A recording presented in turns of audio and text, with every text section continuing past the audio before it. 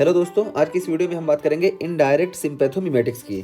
तो indirect sympathomimetics का क्या काम होता है? हमें मालूम है कि ये जो हमारे एड्रेनल रिसेप्टर्स हैं, इस पे अगर कोई ड्रग एक्ट करती है तो उसको हम डायरेक्ट सिम्पैथोमिमेटिक बोलते हैं, क्योंकि ये डायरेक्ट इसकी एक्टिविटी को इंक्रीज करती है। लेकिन इनडायरेक्ट सिम्पैथोमिमेटिक्स का क्या काम है कि ये यहाँ पे जो सिम्पैथोमिमेटिक्स एजेंट है उसकी कंसंट्रेशन को बढ़ा देती है।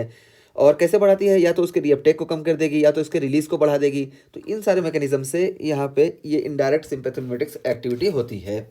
और आइए देखते हैं इनडायरेक्ट सिम्पैथोमिमेटिक एक्टिविटी में सबसे पहली ड्रग हमारे पास है एम्फेटामिन्स। तो एम्फेटामिन्स के बारे में हम बात कर भी चुके हैं, जहाँ पे हमने ऑटोनोमिक रिसेप्टर्स की बात की थी और हमने वहाँ पे इस डायग्राम को अच्छे से डिस्कस किया था। फिर से आइए हम देख लेते हैं क्या है एम्फेटामिन्स। तो देखिए, इनडायरेक्ट जनरल एगोनिस्ट है ये। और इसका मैकेनिज्म क्या होता है? Reuptake inhibitor. तो यहाँ पे नॉरएपिनेफ्रिन ट्रांसपोर्टर प्रोटीन जो है ये इसको ब्लॉक कर देती है, जिसकी वजह से इसको हम रीअपटेक इनहिबिटर बोलते हैं। और यहाँ पे नॉरएपिनेफ्रिन की कंसंट्रेशन बढ़ जाती है। और ऑल्सो रिलीज स्टोर्ड कैटेकोलामाइंस। इसका दूसरा मैकेनिज्म क्या है कि यहाँ पे जो स्टोर्ड कैटेकोलामाइंस है उसको ये रिलीज करने में भी हेल्प करती है। तो इस तरीके से ये एम्फेटामिन्स इनडायरेक्ट सिम्पैथोमिमेटिक्स एजेंट है। और इसका इस्तेमाल किया जाता है नार्कोलेप्सी में, ओबेसिटी में और एडीएचडी में, attention deficit hyper activity disorder. तो इस कंडीशन में इसका इस्तेमाल किया जाता है। और अगली ड्रग हमारे पास है कोकीन। तो देखिए, कोकेन इसका इस्तेमाल कहाँ होता है? इनडायरेक्ट जनरल एगोनिस्ट ये भी है और ये रीअपटेक इनहिबिटर। देखिए, यहाँ पे एम्फेटामिन भी यहाँ पे काम कर रही थी, यहाँ पे कोकेन भी काम कर रही है। तो सेम मैकेनिज्म इसका भी है कि ये भी रीअपटेक इनहिबिटर है और नॉरएपिनेफ्रिन ट्रांसपोर्टर प्रोटीन जो यहाँ पे है उसी को ये ब्लॉक करती है। और ये क्या करती है? तो देखिए, causes vaso constriction and local anaesthesia. तो वैसो कॉन्स्ट्रिक्शन कॉज करती है, क्यों? क्योंकि यहाँ पे जब सिम्पैथोमिमेटिक्स एजेंट बढ़ेंगे तो ये अल्फा 1 रिसेप्टर पर वर्क करेंगे और जिसकी वजह से वेसल्स कॉन्स्ट्रिक्ट हो जाएंगी, तो ये वैसो कॉन्स्ट्रिक्शन करेंगे। और लोकल एनेस्थीसिया भी ये कॉज करते हैं, क्यों? क्योंकि ये सोडियम चैनल जो होता है ये उसको इनएक्टिव कर देते हैं, जिसकी वजह से लोकल एनेस्थीसिया में भी इसका इस्तेमाल किया जाता है। और इसके इस्तेमाल करने में caution when giving beta blockers if cocaine intoxication is suspected. तो जब कोकीन का इंटॉक्सिकेशन सस्पेक्ट हो तो वहाँ पे बीटा ब्लॉकर इस्तेमाल करने से बचना चाहिए या बहुत एहतियात करना चाहिए। और उसकी वजह क्या है? क्यों?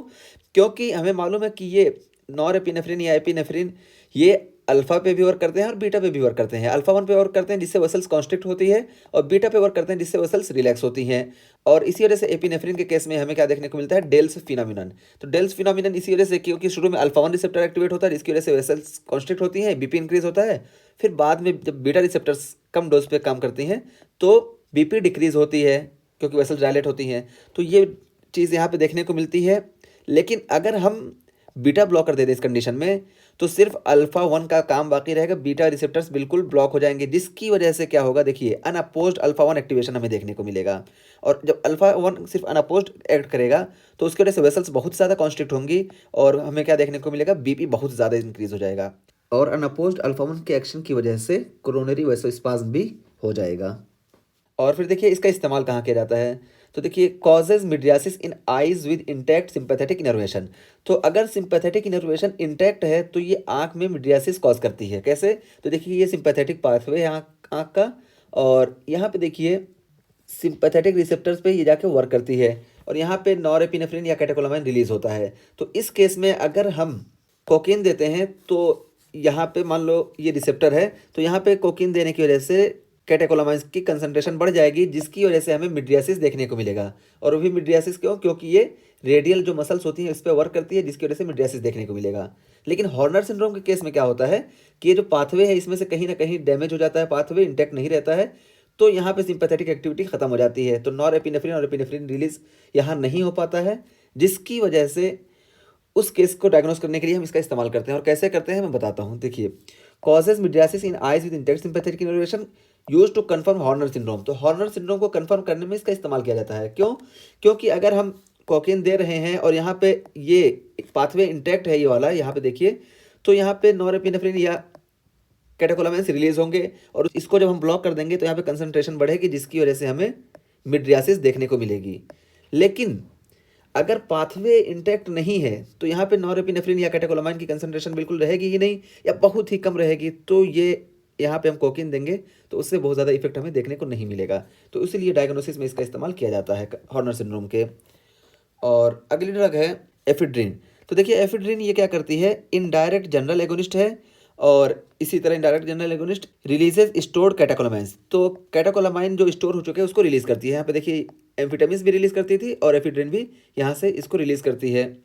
और इसका इस्तेमाल किस में किया जाता है? नेज़ल डिकंजेशन में। तो नेज़ल डिकंजेशन में इसका इस्तेमाल किया जाता है और उसमें खास तौर से सूडोएफिड्रिन का इस्तेमाल किया जाता है।